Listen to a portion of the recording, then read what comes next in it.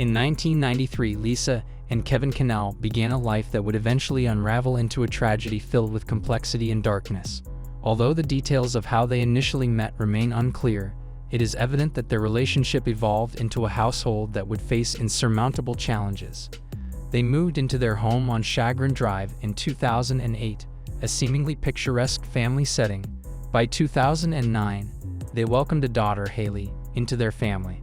Alongside their biological daughters, Lisa and Kevin also took in a foster daughter named Sabrina, creating a tight-knit family unit that appeared perfect from the outside. However, beneath the surface, tensions brewed within the Cannell household. Sabrina, the foster daughter, had been making measurable improvements in her behavior, but the dynamics in the household were far from harmonious. Almost immediately after moving in, a rift developed between Lisa and Sabrina. According to Sabrina, Lisa made her life unbearable, leading to vicious arguments that tore at the fabric of their family unit. Sabrina felt that Lisa showed favoritism toward her biological daughters, Megan and Haley, creating a palpable division in the household. Background: this division manifested itself starkly. Lisa, Megan, and Haley were on one side, while Kevin and Sabrina found themselves increasingly on the other. In this tumultuous environment, Kevin became a confidant for Sabrina, offering her a listening ear and a shoulder to cry on during her conflicts with Lisa. Their relationship evolved into something more than just a fatherly bond. Sabrina's friends began to notice the strange dynamics between her and Kevin, characterized by flirtation and sexual innuendos. Despite their unease, no one raised any alarm bells, as the notion that Kevin could be grooming Sabrina for an inappropriate relationship seemed too outrageous to fathom. Sabrina, in her own mind, believed she and Kevin were in love.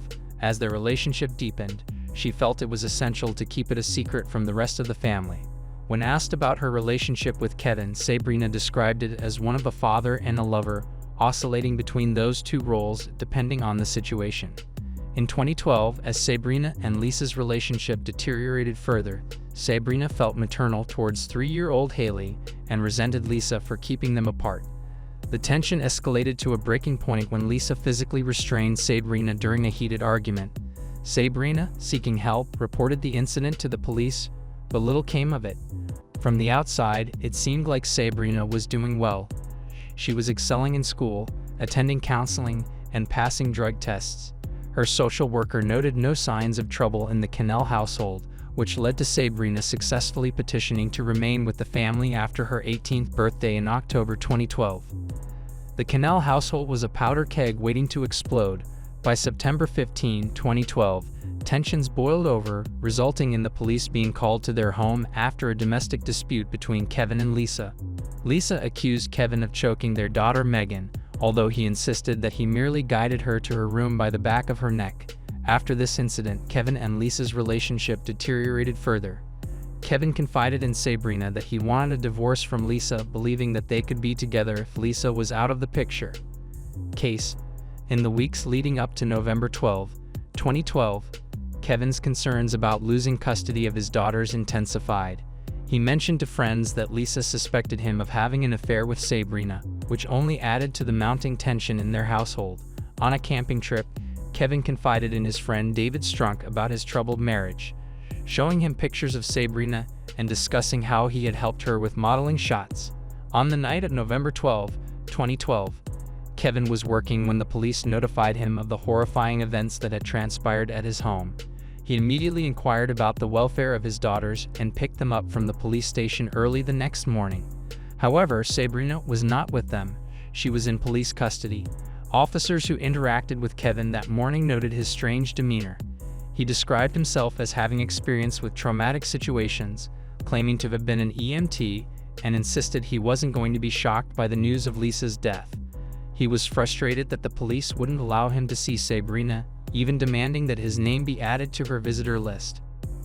As the investigation unfolded, Sabrina's account of the events leading to Lisa's death began to reveal a chilling story.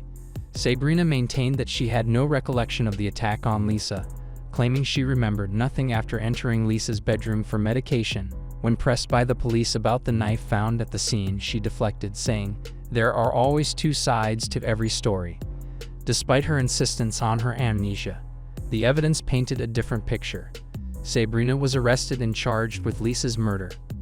In the days following Lisa's death, Kevin exhibited unsettling behavior. Just 5 days after the incident, he hired a cleaning service to scrub the scene of the murder, describing his demeanor as matter of fact. He donated Lisa's belongings to Goodwill and attempted to sell her bedroom furniture on Craigslist, showcasing an alarming detachment from the tragic events. Amidst the chaos, Kevin also collected a substantial sum from various life insurance policies. With a combined total of nearly $800,000, he quickly paid off their foreclosed home, purchased new cars, and even took flying lessons. While Sabrina languished in prison, awaiting trial, Kevin was living a life of relative comfort, moving on as if nothing had happened. However, as Sabrina awaited her fate, her perspective began to shift. 9 months later, feeling trapped and manipulated, she decided to come clean about her relationship with Kevin. During her time in prison, Sabrina became disillusioned with the narrative that had been constructed around her. She confessed to the police that Kevin had groomed her and orchestrated the murder plot, revealing that he had expressed a desire for Lisa to die so that he and Sabrina could be together. Sabrina's revelations included chilling details about their discussions regarding the murder.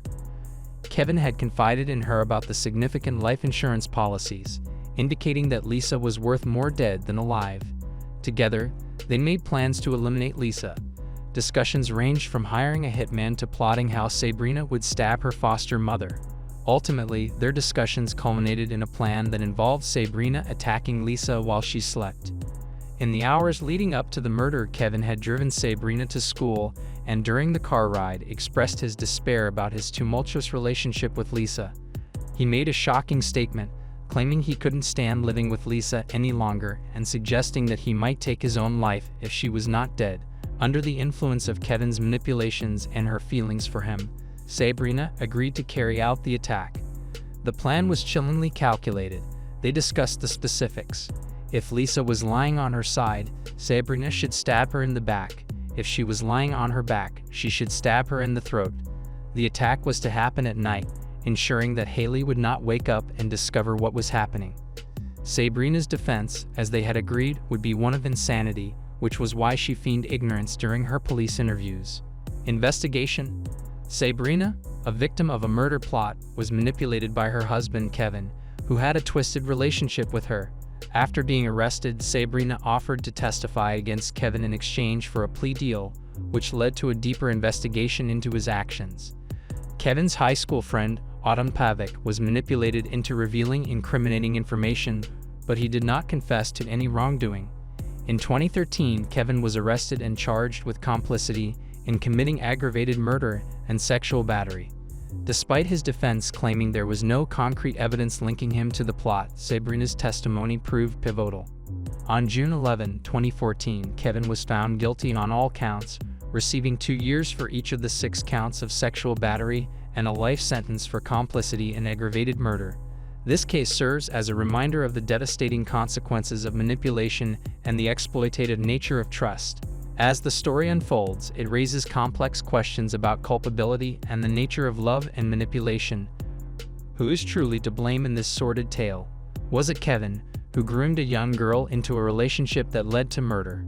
Or was it Sabrina, who, despite her vulnerabilities, made the choice to carry out the heinous act? In the end, the ramifications of their choices leave a lasting scar, serving as a grim reminder of the darkness that can exist behind closed doors. As we reflect on this case, we are left with a sobering understanding of how quickly a life can spiral into chaos and tragedy, leaving in its wake pain and loss that reverberates far beyond those directly involved.